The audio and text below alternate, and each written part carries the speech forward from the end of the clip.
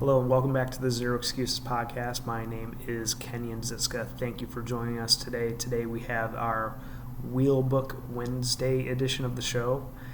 This is my short show where I share my thoughts or tools, tips, tactics, strategies, whatever it may be, whatever thoughts are on my mind, I bring to you each and every Wednesday.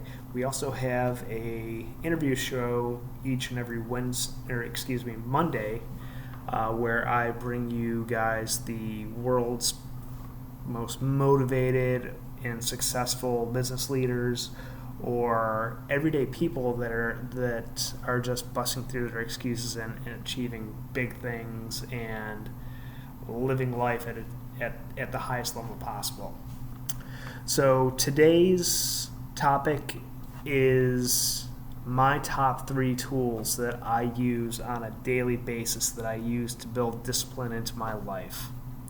In case you guys missed my show last week, my Wheelbook Wednesday from last week, I talked at length on discipline and why I believe that's the core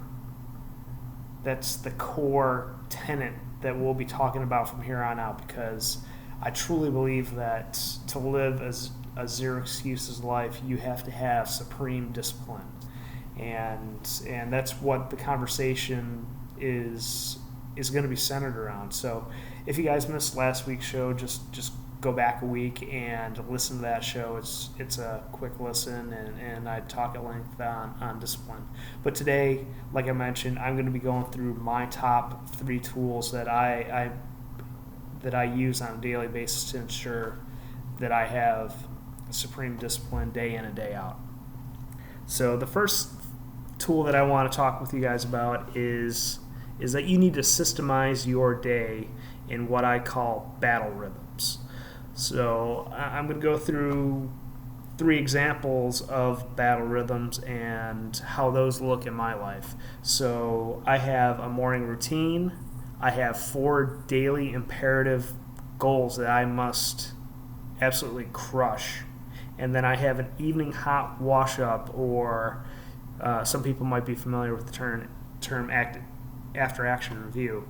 I'm just more familiar with the term hot wash-up. That's what I use in my Navy career, so that's what I call it. And every evening I also draft my own plan of the day. So if anyone's served in the Navy, you're quite familiar with that, but all that is a hour-by-hour breakdown of what I'm going to be doing during the day. So morning routine, that's roughly 8 tasks that I make sure that I get done every single day, from waking up at a specific time, drinking a nice icy cold tall glass of water, to meditating, to reviewing the plan of the day that I drafted, so my plan is fresh in my mind, and also some sort of physical activity, whether it's CrossFit or doing some mobility work. I always make sure that I get some sort of physical activity in first thing in the morning. That way, in case my plan goes sideways, at least I've gotten something in to start off the day. And I really think that a morning routine is a great way to start your day off with a victory, and what better way to motivate yourself through the rest of the day if you just absolutely get everything done first thing in the morning, everything done that you want to get done in the morning.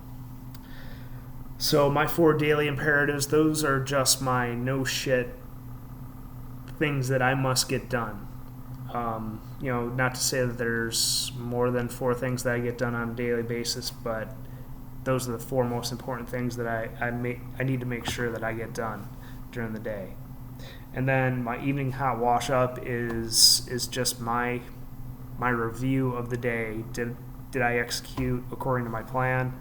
What went well? What didn't go well? How can I improve tomorrow? Because if you're not taking the lessons that you have learned from today and integrating those lessons into your day tomorrow, I really think that you are doing yourself a disservice, and you're just kind of drifting through life and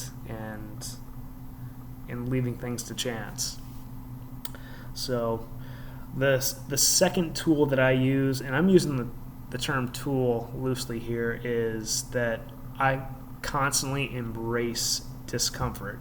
Discipline, by its pure definition, to me, at least in my opinion, is moving thyself to act in the face of discomfort or fear or some other form of detraction.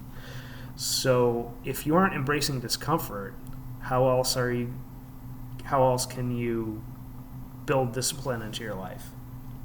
So I know this, you may not think that this is a clear tool, but if you think of it in terms of if you go to the gym and you just don't put any resistance on the bar, you aren't putting yourself in a uncomfortable situation to grow yourself. So it just keeps you moving. If you embrace discomfort, it keeps you moving in the face of whatever fear or situation, or if people are making snide comments or anything along those lines. If you embrace discomfort, it'll make those situations a lot easier. So the third tool that I use is you have to absolutely have a long-term vision and long-term goals around what your ideal life looks like. And even short-term visions are useful as well. But let me start off with long-term visions first. So if you don't have a clear idea of where the hell you're going in life, where you want to end up at the end of your life, how the hell are you going to stay motivated and stay disciplined when things get tough and when life throws you a curveball? So this is probably a topic I can go in depth in a completely separate episode. But just understand that if you don't have a clear vision that you have set for yourself, you're setting yourself up for failure. So the way that a vision helps me is that it helps keep me focused beyond my current situation. If I'm in a public setting and people are laughing at me for doing a silly workout, or I may stumble over my words while I'm doing a public speaking event, having a clear vision allows me to see past those things, and I know where I'm going. I'm comfortable with what I'm doing right now, because what I'm doing right now is moving me closer to my ultimate vision. So that's why a vision is important. So a short-term vision to me looks like, I like to do CrossFit a lot. So some workouts are timed workouts. So if I have a vision for what I want to complete my workout in time-wise, that helps keep me disciplined and motivated to achieve that time. Just today we had a workout that involved overhead lunges. They were sets of 21, 15, and 9. And I had never done those sets unbroken. But I wanted to achieve a specific time. So I used that vision and visualizing that time at the completion of my workout to keep myself disciplined to do those sets of 21, 15, and 9 unbroken for the first time. And not only did I meet that time, but I blew it out of the water. So that's just an example of how you can use a short-term vision to keep yourself disciplined and motivated. So there you guys go. hopefully that made sense to you guys. So just to summarize, my top 3 tools that I use to build discipline in my everyday life are systemizations or battle rhythms of my common routines, the things that I want to do on a daily basis. Second tool is embracing discomfort, and the third tool is having a long-term vision and a short-term vision for specific things that you guys might want to accomplish. So thanks for joining us. Just real quick, don't forget to head on over to iTunes, subscribe, and leave us a rating if you're finding these podcasts useful. Just tell one friend about this podcast and our Facebook group.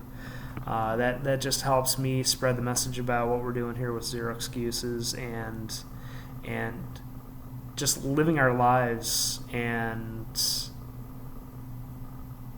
living our lives with the maximum amount of freedom possible, because it is I'm a big Jocko Willink fan. He says it he says it way better than I, but discipline definitely equals freedom. So don't get it twisted that if you're ultimately disciplined, that you're going to be so rigid that you're not going to have time to have fun. I think that discipline allows you to make sure that you're taking care of business and then setting your mind free when you don't have to take care of business. So I know I'm kind of going off on a tangent there, but like I said, just don't forget to head on over to iTunes, subscribe and rate this podcast, and head on over to Facebook and join our closed Facebook group. We just went over 305 people in the group today, and it's growing at an exponential rate right now, so don't miss out on the amazing conversations that we're having in there. All right, guys, thanks again for joining us, and I will talk with you next week.